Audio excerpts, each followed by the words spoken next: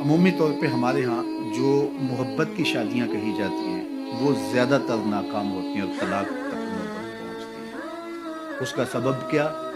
کہ کچی عمر کے بچے اپنے جذبات سے فیصلہ کرتے ہیں اور ان کی نظر کے اندر صرف ایک دو چیز دیکھنے کی ہوتی ہے جس سے وہ فیصلہ کرتے ہیں، لیکن کہنہ مشق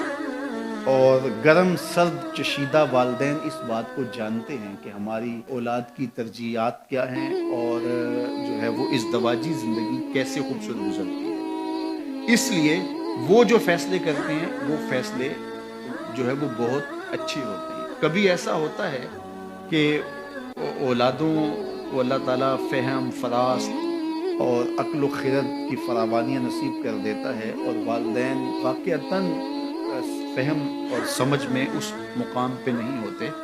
تو سعادت مند اولادیں اس وقت بھی اپنے والدین کو شامل کرتی ہیں اور ان کے فیصلے اچھے بھی ہوتے ہیں۔ لیکن عمومی طور پہ ہوتا ہے کہ چاہے وہ اسکول، کالج اور یونیورسٹی میں نہ بھی گئے ہوں والدین، لیکن ان کے تجربات عملاً جو ہیں وہ زیادہ ہوتے ہیں۔ اسی لیے فرمایا گیا سید عائشہ رضی اللہ تعالیٰ عنہ سے مروی روایت ہے، ایما امرأۃ نکحت بغیر اذن ولیہا فنکاحها باطل فنکاحها باطل فنکاحها باطل، 3 مرتبہ فرمایا، جو خاتون اپنے ولی کی اجازت کے بغیر نکاح کرتی ہے اس کا نکاح باطل ہے، اس کا نکاح باطل ہے، اس کا نکاح باطل ہے۔ تو عمومی طور پہ وہ نکاح جو ہیں وہ ناکام ہو جاتے ہیں، اس لیے کہ وقتی جذبات سے وہ رشتے جڑتے ہیں اور وہ ایک خاص عمر تک وہ جذبات ہوتے ہیں، لیکن اس کے بعد وہ رشتے ٹوٹ جاتے ہیں۔ ماں باپ کو پوری ترجیحات اور پوری زندگی کے سارے نشیب و فراز کا علم ہوتا ہے اور وہ ساری چیزیں سوچ سمجھ کے کوئی چیز جو ہے وہ طے کرتے ہیں۔ اس میں بعض کا ایسا بھی ہوتا ہے کہ والدین بچوں کی ترجیحات دیکھے بغیر اپنی خواہش کو مقدم کر دیتے ہیں، تو یہ چیز بھی تناؤ کا سبب اور طلاق کی نوبت تک پہنچا دیتی ہے۔ یعنی بعض کا ماں باپ کو ضد ہوتی ہے کہ میں اپنے رشتہ داروں میں ہی اپنے بچے کا نکاح کرنا ہے اور وہ بیٹی جو ہے اس کا مزاج نہیں جڑ رہا ہوتا، تو یہ خواہش اچھی ہے،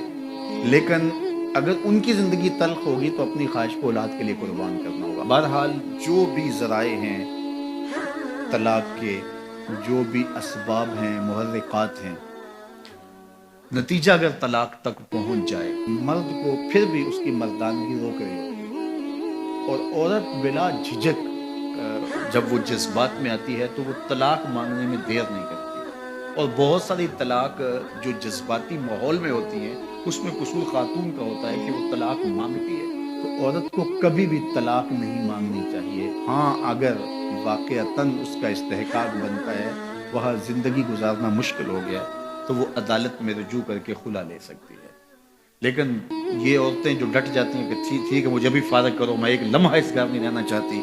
یہ گھر میرے لیے جہنم ہے، اور یہ اس کی بہنوں کے سامنے، اس کے بھائیوں کے سامنے، اس کے خاندان والوں کے سامنے اس کو یوں للکار رہی ہوتی ہے، تو پھر وہ طلاق دے دیتا ہے،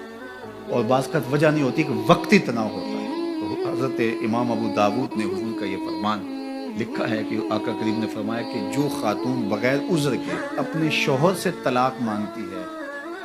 وہ جنت کی خوشبو بھی نہیں پائے گی، اور جنت کی خوشبو 500 سال کی مسافت سے آنا شروع ہو جائے گی۔ تو جو بغیر عذر کے اپنے شوہر سے طلاق مانگتی ہے، تو یہ بات ذہن میں رکھیے گا کہ عورت نہیں چاہتی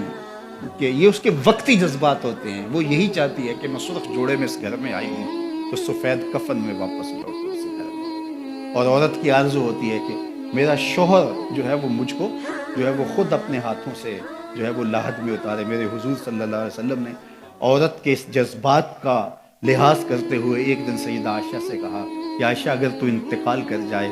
میں تجھے خود کفن دور، خود لاحد میں اتار۔ تو حضرت عائشہ رضی اللہ تعالیٰ عنہ کی چشمان اقدس سے آنسو آ گئے کہ یہ اگر ہو تو میرے لیے اس سے بڑا کیا احساس ہے کہ میرا شوہر میرا خود جنازہ پڑھے اور خود مجھے کفن دے اور خود مجھے لاحد میں اتارے۔ تو گھر ٹوٹنے سے بچیں، اور میاں بیوی کا جس طرح یہ دنیا میں رشتہ ہے تو یہ رشتہ آخرت میں بھی قائم رہے گا، اور جب خاتون جنت میں جائے گی تو یہ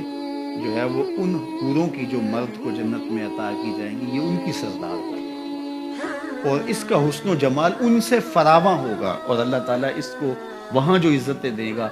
چونکہ وہ دار الجزا ہے، دار العمل تو ہے نہیں ہے، تو وہ دیدنی